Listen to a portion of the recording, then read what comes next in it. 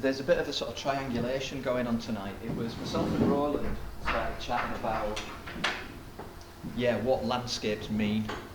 And then I was also talking to John Barrett. You'll know John Barrett. Yes. John Barrett. Excellent book. Look, I've even read it. I've got markers in there. And John focused on what landscapes in the 17 and 1800s mean from an economic point of view in Moray, and how these improving landowners started to apply science to landscapes and things to try and leverage as much economically out of these places.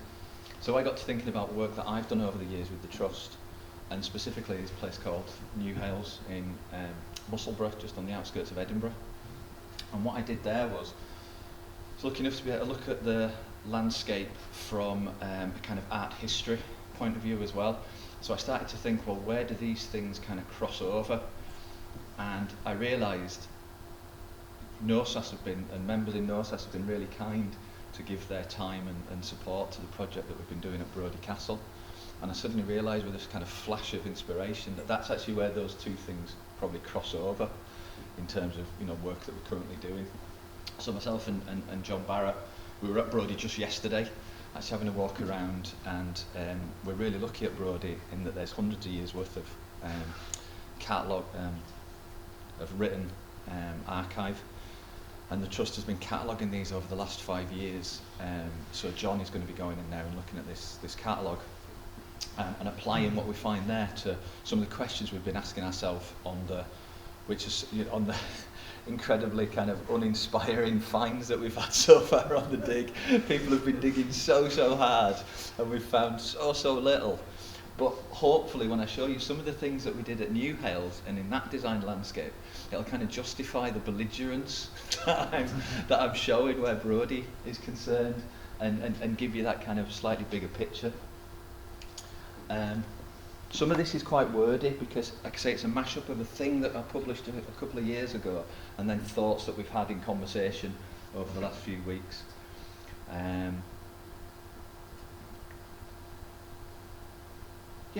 That's what I was just saying. So just give you a bit of context. Again, some people are going, well, why are archaeologists bothering with this historic period when there's archives in the castle? Why are we still trying to dig holes to look for these things if there is historic reference? It goes back to the 70s, and it goes back to archaeology in North America, when using material culture to try and define sort of history really started to find its feet. And then sort of latterly as time moved on, I was doing work in Africa, and it's when archaeology starts to look at places where written cultures meet non-written cultures, and you get the whole kind of colonial interactions. And again, looking at material culture became very much a part of how to analyse those relationships. And then jump into the 1980s, and if anyone remembers the big storms of 1987, that was the ones where, what was it, Michael Fish and John Ketley, there was definitely going to be no storm at all. There was a storm, yeah. And actually the damage that was created off the back of that storm, when large estates in England started to think about trying to put back some of the, or repair some of the destruction, they started to realise that a lot of the written and photographic evidence that they had didn't relate to the things that they were finding on the ground. Things were uncovered, or designs were slightly different. So again, archaeology started to get involved in recording these things, and it kind of developed into a whole sort of type of archaeological specialism in its own right. There we go. I always like to show this. This is 15 centimetres below the surface at Castle Bromwich Hall in England. And the gardeners insisted that this had been double dug every 3 years for the past 15 years. So this is, again, those of you that have visited us at Brodie or been involved in this, so much does survive. It's always worth looking, and again, that's kind of the belligerent angle that I'm coming from. So now, if we go to Newhailes, so this is a shot of the flower garden at Newhailes, and this is actually just to show you that we've been working 3 seasons at Brodie, and these are the seasons we worked at Newhailes since 1998, and finally published the work in 2021. So you'll be there for a few more years now. I'm looking at Bob and Rosemary there. We're going to be at it. We're going to be at it. I got involved at Newhailes about here, 2008, 2009, and that's where I came on board. Okay, right. I don't keep the facts and figures in my head, so here we go. So Newhailes estate, first known as White Hill, was purchased in 1686 by James Smith. Now James Smith was an architect, and he was described in 1717 in the Vitruvius Britannicus, very important text for architecture, as the most experienced architect in Scotland. So he designed the original house, which actually forms just the first, what we call 7 bays. So just this central section was the original house at Newhailes, and then subsequently extended. We'll talk about those extensions in a little while. It's designed in this Palladian neoclassical style. That gets its name from Andrea Palladio, a Venetian architect. And this neoclassical style is completely obsessed with the ancient world, Rome, Greece. And 18th century architecture just becomes absolutely consumed thinking about these kind of ancient influences from Rome and Greece, classical style. This is some more designs by James Smith. Just draw your attention to the similarity between this building and the previous building. Again, so he's definitely got this kind of style, a kind of recognisable style. They are big buildings, but they're really just villas. They're quite simple buildings, and inside Newhailes itself is really only 2 or 3 rooms in a row with rooms above. It's a very simple place.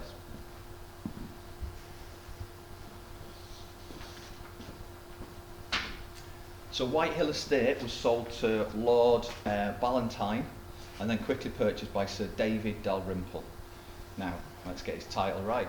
David Dalrymple was the first Baronet of Hailes, Solicitor General of Scotland, Lord Advocate and Auditor, and General of the Exchequer in 1709.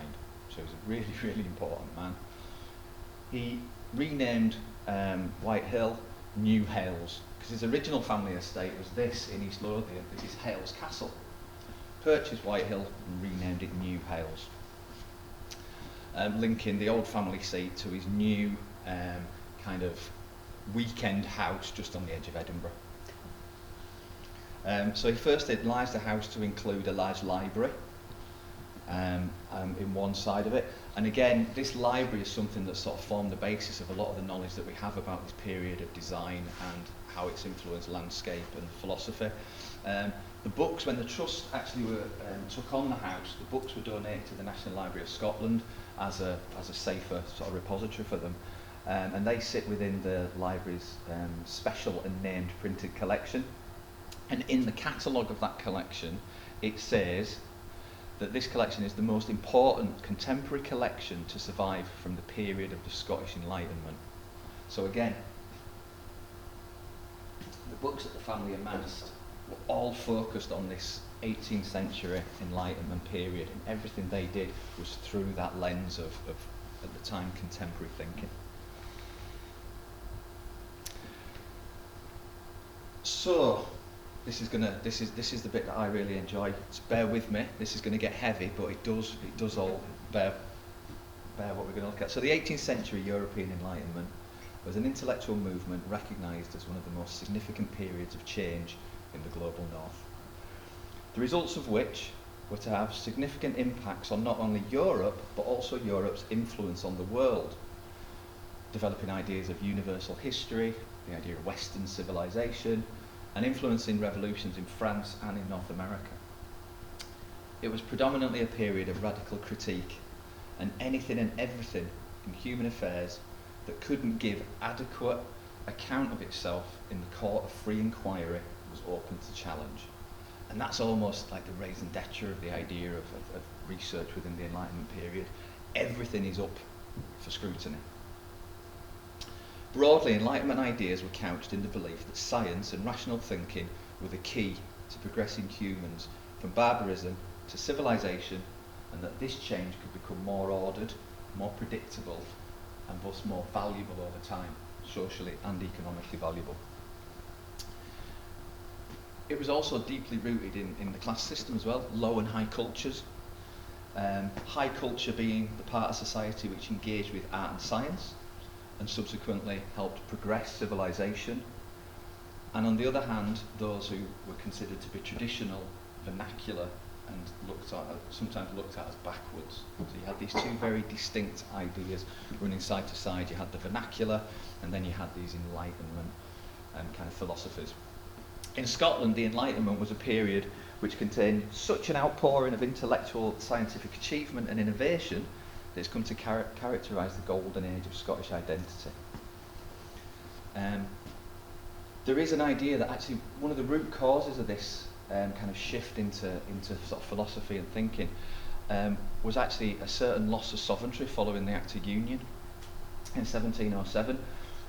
The idea that the Union served to increase Scottish access to markets in England and English colonies. It also reduced the political role of the Scottish upper classes system, which after the Union only returned 45 MPs to Westminster. So suddenly you've got all of these influential Scottish families and only 45 individuals from those families are actually part of the kind of governing elite. So you've got a lot of wealthy people and their offspring. Suddenly they're not involved in court anymore.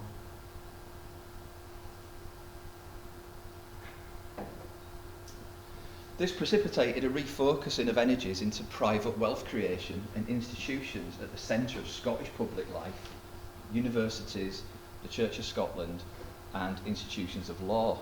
Again, if you think of Dalrymple, think of those titles that he had. However, this is arguably just one of multiple root causes of the Scottish Enlightenment, which occurred within a context which generally hastened new ways of thinking. Everybody's brain was fizzing. These were not only influenced by political changes but also geographical. So poor geographical regions, there's economics, widespread urban and rural poverty acting as a catalyst for the investigation into ways of improving lives and exploring new overseas opportunities, and social, urban population increasing, leading to new social interactions in Edinburgh, Glasgow and Aberdeen. And it's this as well which comes into what we're thinking about, is this is in the context of the Highlands. So when we start looking at some of the landscapes closer to home here, one of the things I'm thinking about as well is how much of these Enlightenment ideas kind of spread south to north, or how many with things like Brodie do you have a head of a family who's actually involved more heavily in politics and business in Edinburgh, so you get these exchanges of ideas. Have they taken Enlightenment ideas and fitted them into a Highland context, or is the Highlands influencing the way people think about what the Enlightenment is and what the natural world is and how they can change it? One of the major concerns of the landed upper class was the aesthetics of human experience. So these theories of art highlighted class division in theory and in their application in the material world of landscape design. This comes from John Locke's premise that all knowledge was derived through the senses. So it's a sensationalist philosophy, and this focused on the investigation of a new universe of emotional response and knowledge, and even morality and scientific experimentation and inquiry, particularly in the role of architecture and design as an aesthetic creation and a sensory stimulant. Now, this is really important. The idea is that things could be created that gave us emotional responses, and the landscape designers really locked into this idea.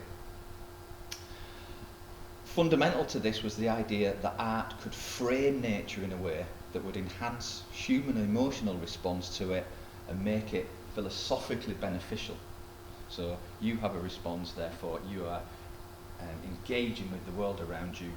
That makes you a better person, and it makes you able to respond to the world in a better way. New commissions in art, architecture and landscape design were expected to adapt to this new philosophy, to be cognizant of the root causes of beauty.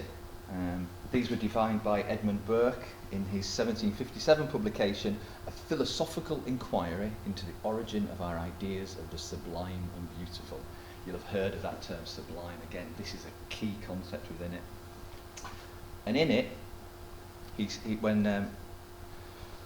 talks about the sublime as the strongest human emotion, and how that emotion is fundamentally based on the idea of pain and danger.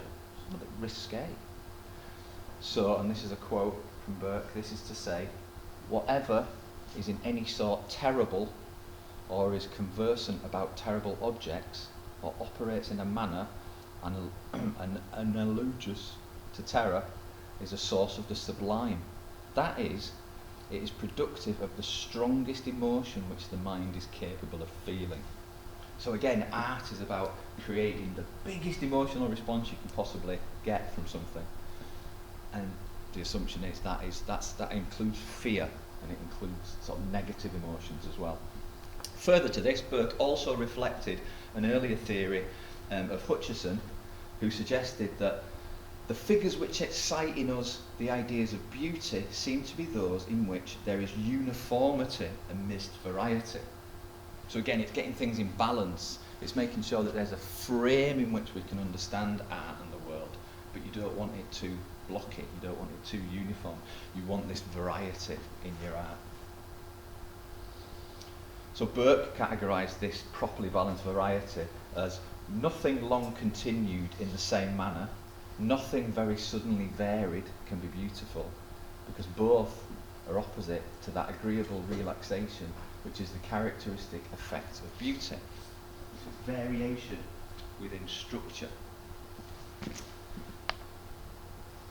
So let's look at some landscape design. So how does that translate to land, to the physical world?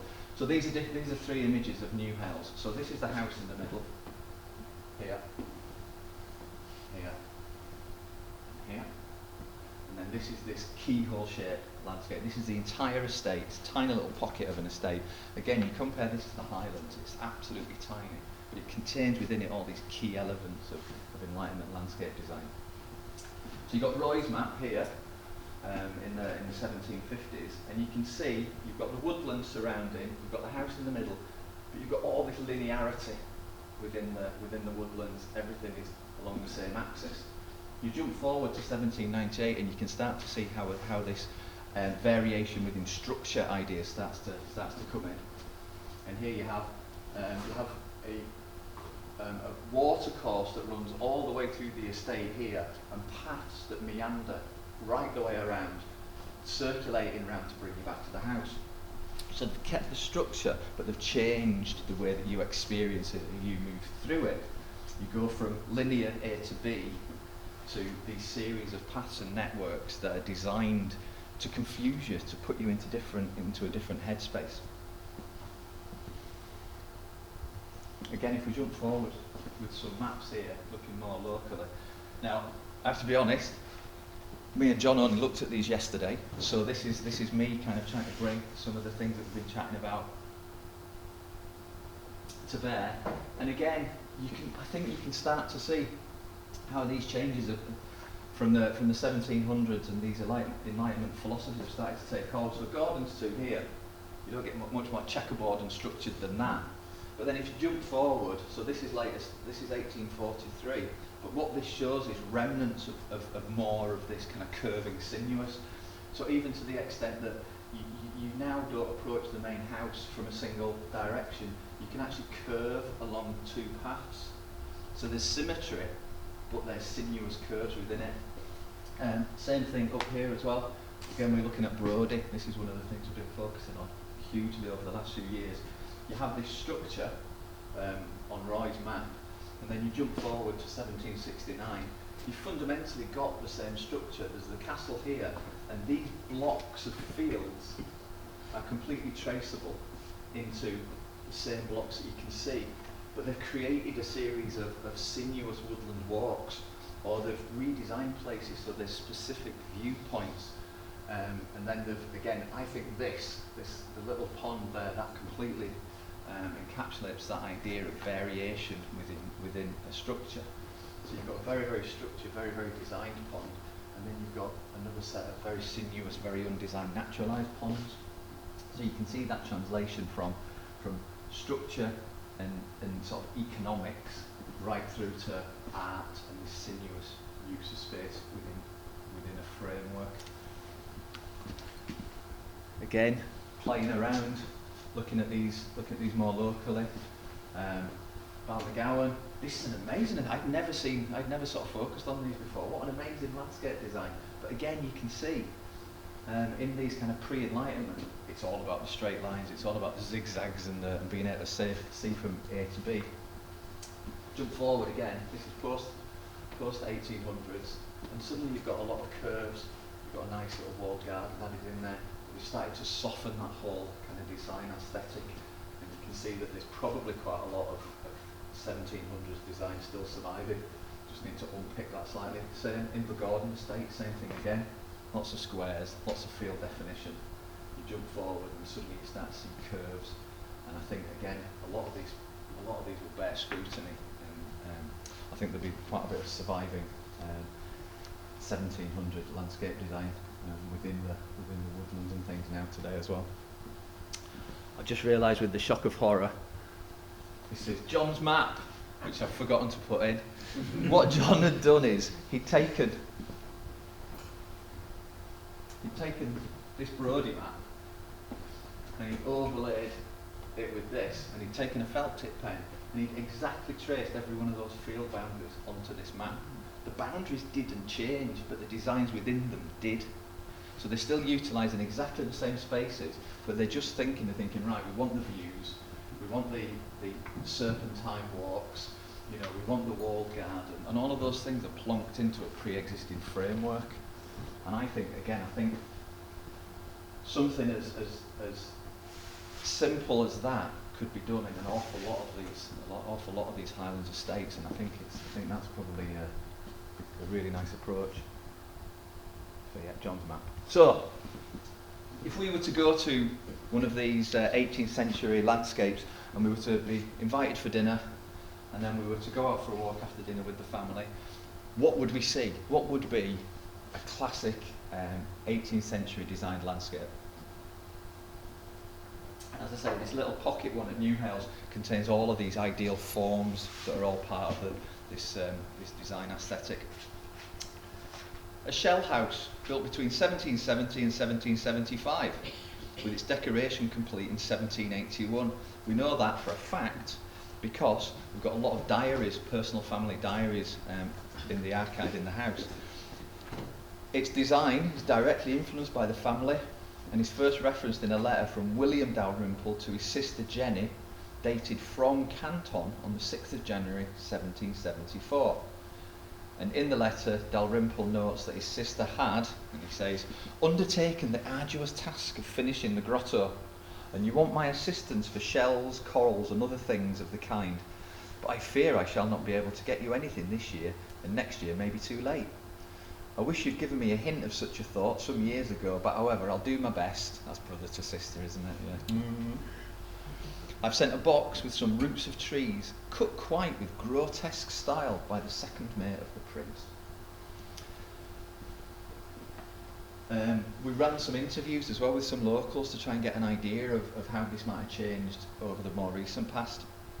And one of the brilliant descriptions from the 20th century, it says, there was a wooden door which opened inwards, and the walls were lined with boards, and on them were shells and stones set into mortar. The designs were curving diamonds, abstract patterns, scrolls and arches. It was very complete in the early 1960s. I was told by the brother of a friend that when the door was locked, you could climb up the tree and peer in through the grass roof, perhaps a skylight. The internal decoration was very Gothic. The reason why it was vandalised was because there were fossils and reputedly semi-precious stones set in with the shells, mussels, fossils and so on. And people came along with their hammers and prized them out. Again, we know that as an absolute fact. We've done an awful lot of analysis of this building, and all of this design, all of the grey, the dark grey you can see, this is tougher. This is actually industrial waste from nearby Preston Pans pottery. And they're reusing all of this very, very contemporary sort of industrial material to create this image of this volcanic structure. And in between that, there was shells, lots of shiny material, and yes, semi-precious stones that over the years have fallen off, and we've collected as many as we can. On the inside, you can see that description of the shell grotto, the geometric patterns. We have this from, what's the date on that one? 1740? No, can't be that right. 1949. It's a newspaper clipping. We don't know what newspaper it's from, but this sits in the archive, and again you can see that design. And then when we were doing some work, as I was saying, it sits on this burn that runs through the estate. When we were clearing out that burn to improve the water quality, we started finding planks and shells. And what's quite incredible about this is, so the entire inside was lined out with planks. They were scored and then they were plastered over, and then every single shell was hand placed into it. And I just like the idea of Jenny Dalrymple taking on this responsibility for this structure on the estate, and her being in charge of what this was ultimately going to become. One of the slightly odd things or interesting things about it is that the plaster that was used wasn't an ordinary plaster. The plaster was actually the same material that used to get used to make ornate picture frames, which is an awful lot more expensive than ordinary plaster. So I think I can't remember, there's lots of sort of animal material and things in there, and it's easier for a finer carving. But yeah, so they're using this instead of regular plaster. These are actually conserved, and we have these in display cabinets. So then when we started looking, again archaeologically, we got our pens and pencils out, stone by stone, we drew and we recorded these things, and we started to find that actually the building itself had a series of flues through the walls, and there was a firebox at the back of it, and these flues actually had exits halfway up in the walls going outwards. If you set a fire at the back of that building, the smoke enters these flues, and when you're standing looking at the building, smoke rises out of the very walls of this volcanic structure. It's quite incredible, But there's more. When we did some excavation, we found that actually the shell house itself sits on top of this waterfall, this cascade, and this cascade has 7 drops widening as they move out. And on either side of this, there was no path or access as there is today across the front of the building, because all of this tufa and all of this sort of white stones, what's white stones? Quartz. All of this quartz and all of these semi-precious materials and everything that were built into the wall of the grotto were also built into the floor and into the sides of the waterfall, and the building itself just continued the design right the way on either side of this waterfall. So as you stood where at the opposite side of the pond that the waterfall let out into, you were seeing a single facade just melting into the pond in front of you. Absolutely incredible. So it looks something like, as I say, even now, our illustrations were wrong. As we've learned more, we've realised there's no path. So this whole thing melts into this cascade, and then you get the reflection of the shell house itself rippling in the pond, and then you get the smoke rising out of the building, and then you get there's brackets for two flaming torches sitting on either side, reflecting in all of that shiny material and all that volcanic material. It's incredible. It's insane. It's amazing. And it's just one building on this whole design. And again, I always think about in the 90s when all of these gardening design programs started on television, and they always used to talk about bringing the inside outside and outside in and everything. Again, in all of these places, when we're looking at these designed estates, I'm terrible. I spend far too much time outside thinking about these landscapes. But if you go inside, you start to see these repeated patterns, these motifs on the designs on the inside. This is a picture frame, door handle. We've got fireplaces. They're all repeating this kind of shell idea, this kind of sea and kind of maritime. And what this is all doing is, again, harking back to this the Greek and Roman idea of the nymphaeum, of this idea of these places where people would go and they would worship nymphs as part of their kind of sort of culture. And that's what they're harking back to. They're effectively, creating these nymphaeum on their estates. So, you think if you're there for dinner and everything, they say, "Would you like to come and see our nymphaeum? Or come and see our temple of Venus." I'll warn you, so don't say yes to that. But yeah, you get the wayward sons and unmarried sons and daughters inviting you to go and see the water nymphs. Yes, right. So that's a grotto. So have we got any grottos in the Highlands? I don't know. That's my question. Right. Now this structure, again, another ruin that we've been looking after. This is we refer to this as the tea house. Again, completed in 1747. Set upon an arched basement which straddles this burn that runs through the estate, and above this is a polished stone carved on the main south elevation with the Latin motto, which I'm not going to read in Latin, but translates as "We the lonely," or "We are humble." It's a reference to a line from Horace: "For myself I will sacrifice a humble lamb." And this is also carved in the door above Newhailes house itself as well. The same reference to Horace, and the quote on that is, what is it? "I praise fortune while she remains." So it's just being thankful for your luck, and it's maintaining that humbleness is the idea. This humility. Again, same thing here. It was lined out with timber. We found Duke holes for doweling to hold timber planking up. There's plaster work in there as well, so it might have been, we found remnants of shell, so that could also have been lined out in a similar kind of style as the shell house.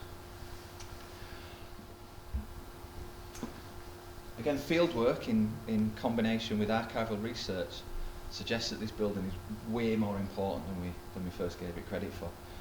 Because this tea house is a direct contemporary architectural borrowing from the internationally acclaimed Palladian Bridge at Wilton House in Wiltshire by the architect Henry Herbert, the 9th Earl of Pembroke. The bridge was also imitated at Stow and at Prior Park, and Newhailes represents, so this is our schematic of what we've got in Newhailes. You can see it's a single, one of the pavilions on the side of this. Now, all of these surviving ones down in England, these are part of, these are World Heritage Sites because they're so architecturally significant. And we've got a little mini one to look after, which is quite nice. But we just didn't realise the significance of it until we actually had a group of volunteers in the burn pulling out the masonry that had collapsed over the years, and we started to piece it together and we realised the significance of the building. It might be possible to link the origin of the design with the movements of some major architectural patrons of the time as well. In the second quarter of the 18th century, the 3rd Duke of Argyll was travelling with Roger Morris and William Adam from London to Inverary. Accounts of the journey give evidence of a stop at Brunstane House, which is next door to Newhailes. Coupled with the Dalrymple's family close association with the Argylls, it's been suggested that the design of the tea house was directly from Roger Morris, and its construction might have actually been supervised by William Adam as well. The tea house is positioned within the Newhailes estate also, and what it does is it actually masks the end of the estate. I was saying it's quite a small landscape, it's quite a pocket-sized design.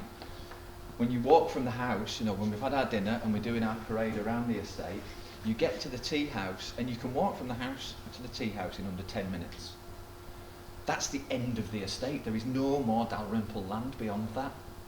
But this is positioned in such a way that the burn runs underneath it, and it actually masks the burn where it runs into the housing estate next door. So you don't see the edge of the estate. You actually pass alongside this. There's been some suggestion as well that you can, there is like a sluice gate at the back of this where the burn runs through, or at the wall of the estate wall. And there's been a suggestion that you could close that gate or that door and you could actually raise the water level of the burn. And this could be a little mini boating lake within the estate as well, which is incredible.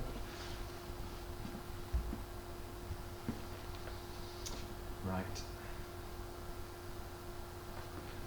This is actually my favourite feature of any design landscape I've ever been anywhere. It's a wall, but it's never just a wall. So this is called Ladies' Walk, and this was built between 1730 and 1750. At its simplest, this is a raised promenade through what have become known as Sheep Park and Cow Park. So here's the house. What we've just done is we've just taken our walk to the Shell Grotto here, through the woods to the tea house here. We've come up, and then we can walk up onto the promenade, and we can walk across the estate back to the house without getting our skirt dirty in Cow Park or Sheep Park. But what this also does is it actually creates symmetry on the estate. If this wasn't here, masking this bit of the estate from the house would be off-centre. But you can't really see that unless you map the area and you actually measure it. But that space there and that space from one side of the house to the other are exactly the same because this is here. If it wasn't here, the house would be skew on the estate. So it's a causeway, 280 metres long, 5 metres wide, standing about 1.2 metres high, and it's constructed of 2 infilled parallel walls, stone faced on one side and brick faced on the other. And it's like those other buildings, they're using the most modern material that they've got available to them, but they're creating these facades to make it look old. The Dalrymples bought this place in the 1700s. It's not their ancient family seat. They are not country lairds. They are high-ranking people within the law and the university and the exchequer and everything. They work and live in Edinburgh, and this is their weekend retreat.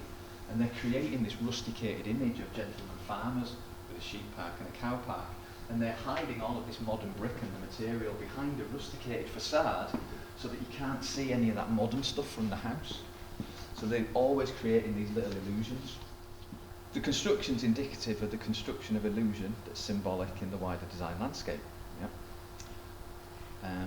Disguising the industry and the manual labour within the estate in favour of making things look natural or ancient, this belied the true age of the features and the recent acquisition of the estate by the Dalrymples.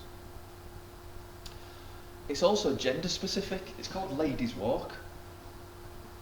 And its function could be viewed as potentially segregating and underpinning, again, social and cultural mores of the time, or misogyny by today's standards.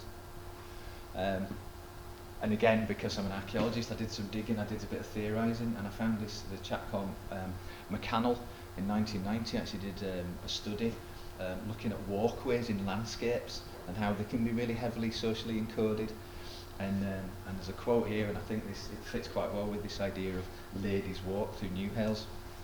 It doesn't merely represent power, it is power. It splits the landscape, keeping apart the elements on either side, and it assumes full directive power over those who follow it.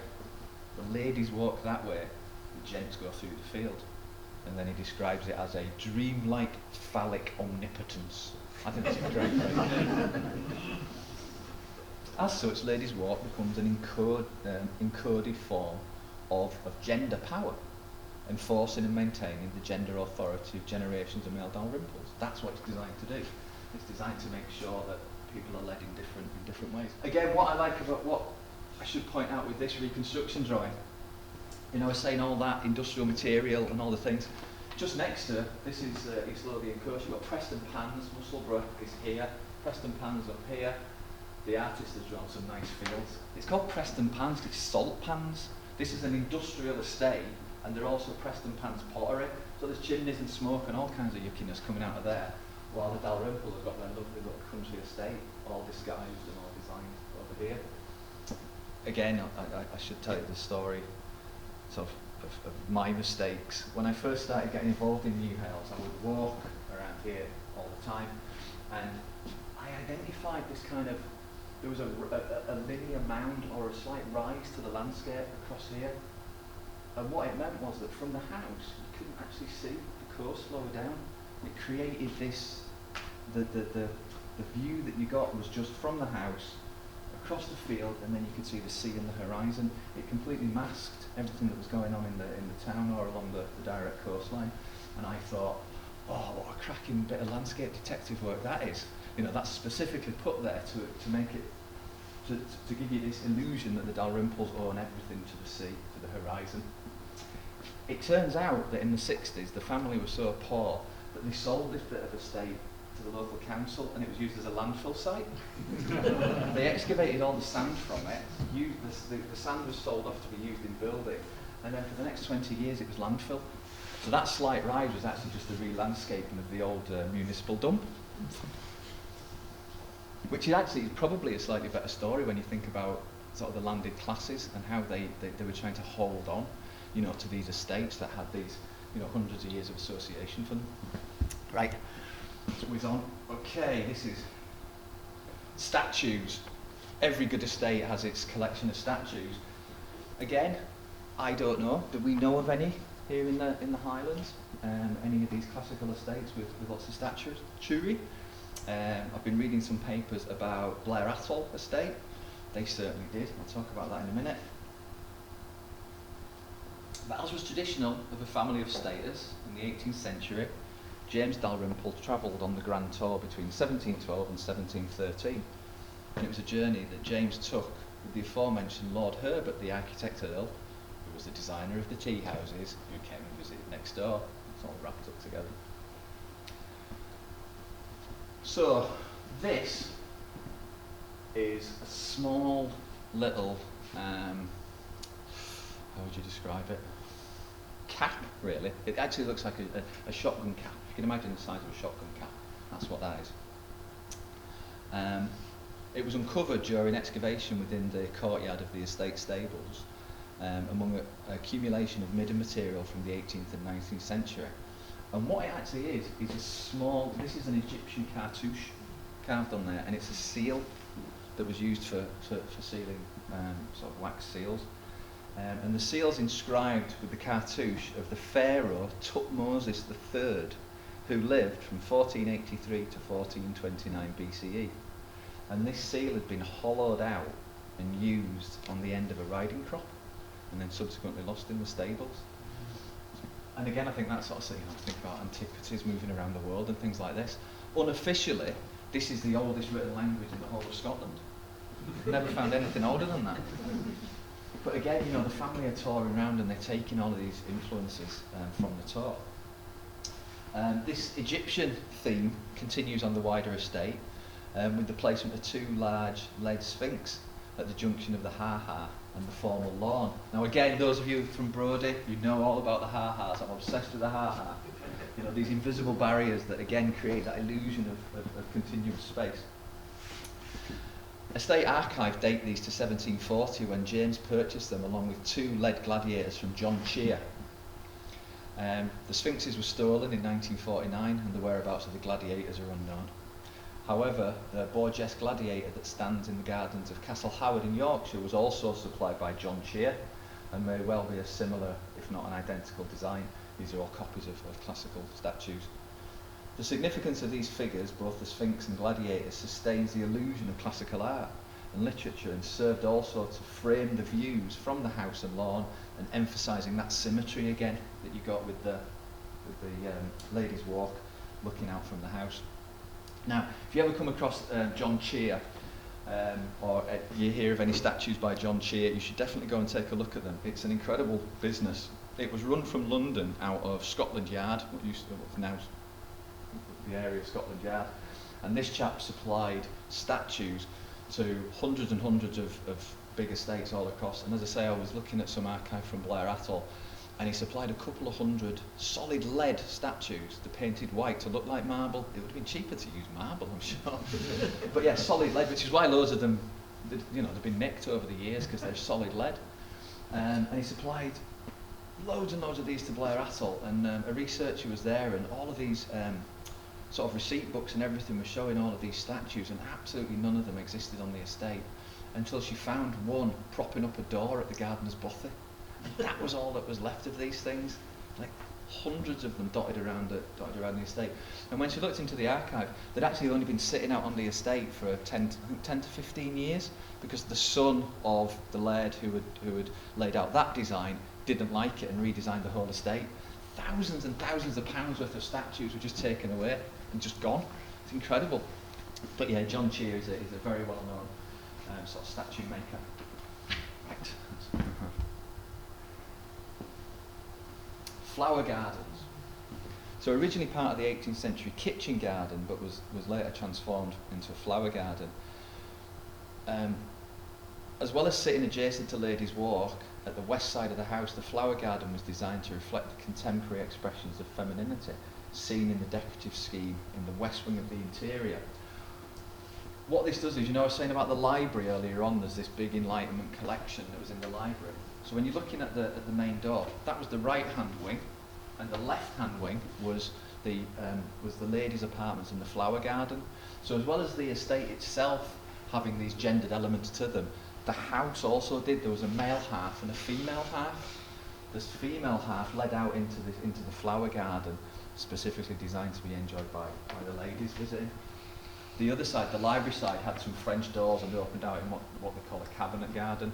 And the idea is that we would pick our books off the shelves, we would open them up, and we would walk out and we would wax lyrical and philosophize as much as possible within this. Again, that bringing the outside inside, you know, that design aesthetic that we recognise today.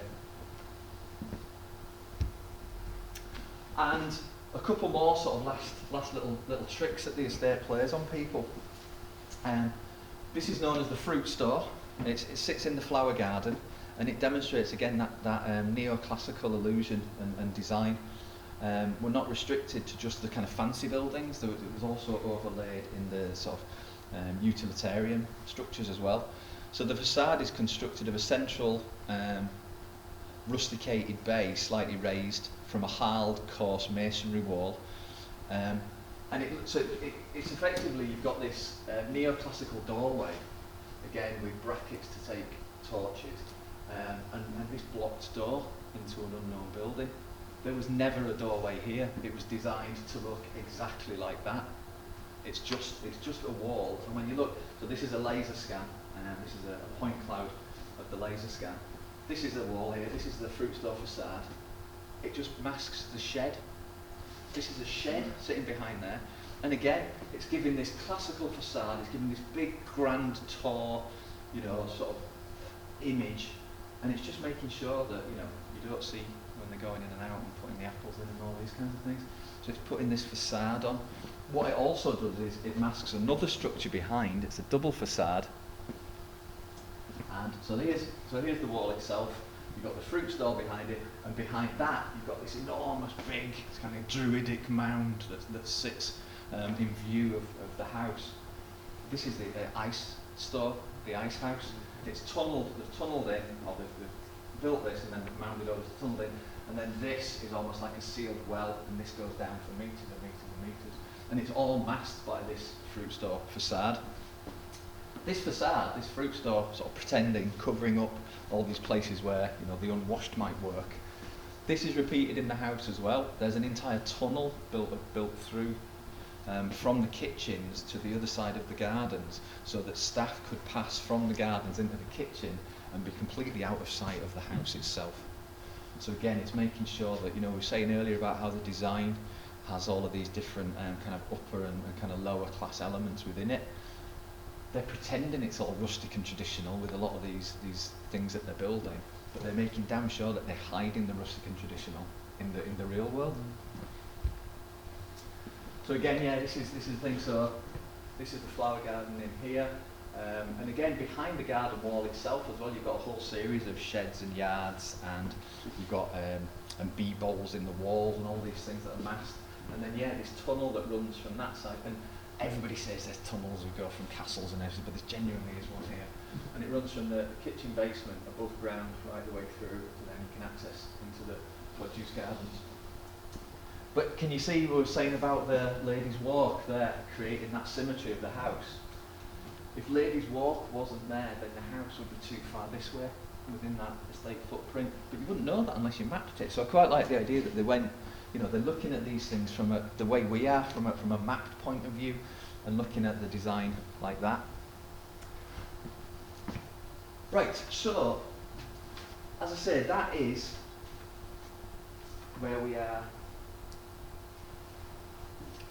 at Newhailes. So that is my experience of, as I say, this pocket-sized estate that holds within it all of these influences and all of these examples of this 18th century philosophy. How might that map to other places, or to places in the Highlands? So back to the old Brodie map. I'm not letting this go, I tell you. We're gonna keep going. So here's the castle. We know from all our excavations we've got these enclosure. I love a ha-ha. Here it is. We've got these sinuous woodland walks. We've got our walled gardens. One of the things that, and this is this year's plan, we don't have a tea house, we don't have a kind of folly kind of grotto, and we don't have an ice house yet either.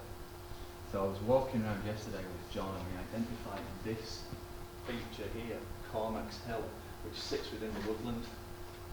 So again, you could do this circular walk around the estate. Cormac's Hill. I don't know what that is. I don't know who Cormac is. Currently the family burial plot is there.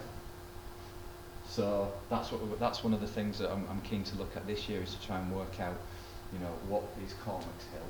John's going to be looking in the archive, see if you can find reference to what that actually means. And then we're going to be excavating there as well and see if we can find whether there's a landscape form in the hill which will suggest where this folly or tower might have stood, and see if we can define any age to that. Let me think.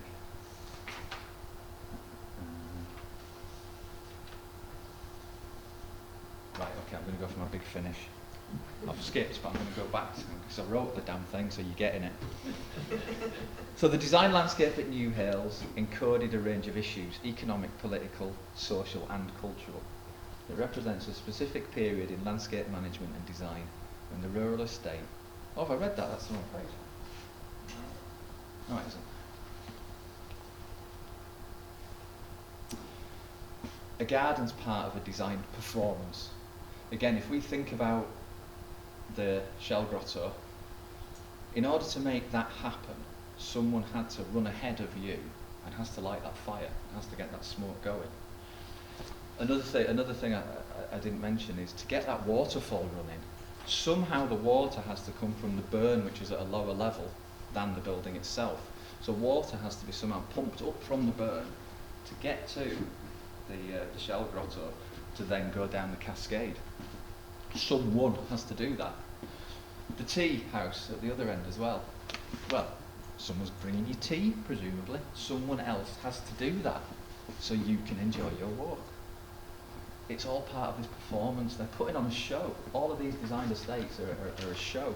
Or, you know, some of these path networks here at Brodie and at Newhailes, some of the paths don't go anywhere. They're very specifically designed so you and Tarquin will get lost and get a little bit afeared. That's the point of it. So it's bringing out all these emotions. It's all about performance.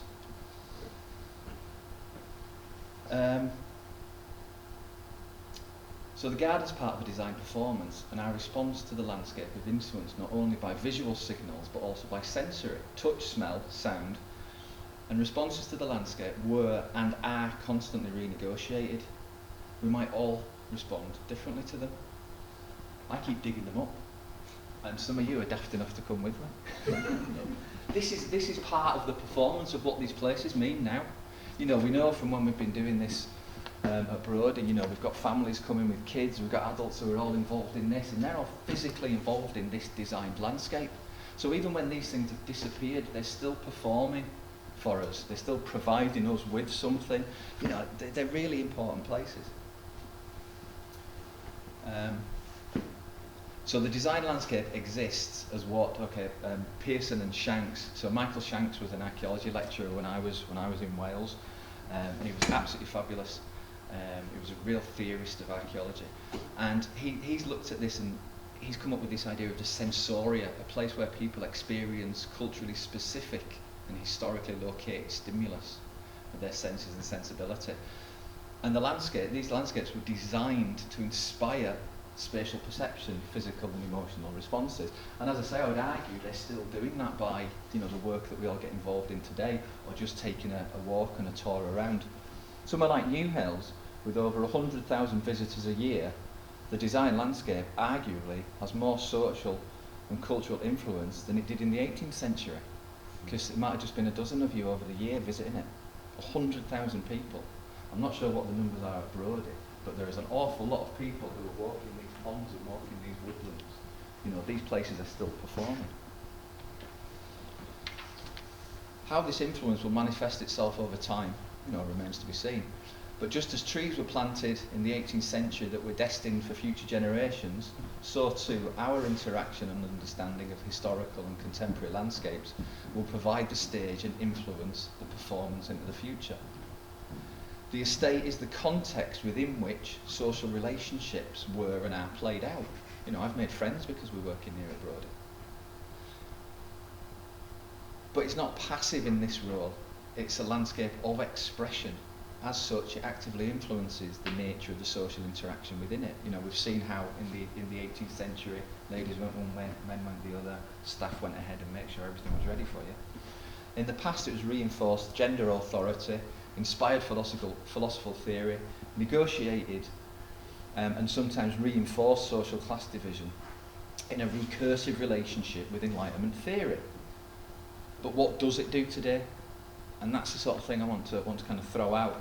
How are these places now being renegotiated as places where people visit, places where people enjoy? We know they had a certain design intent.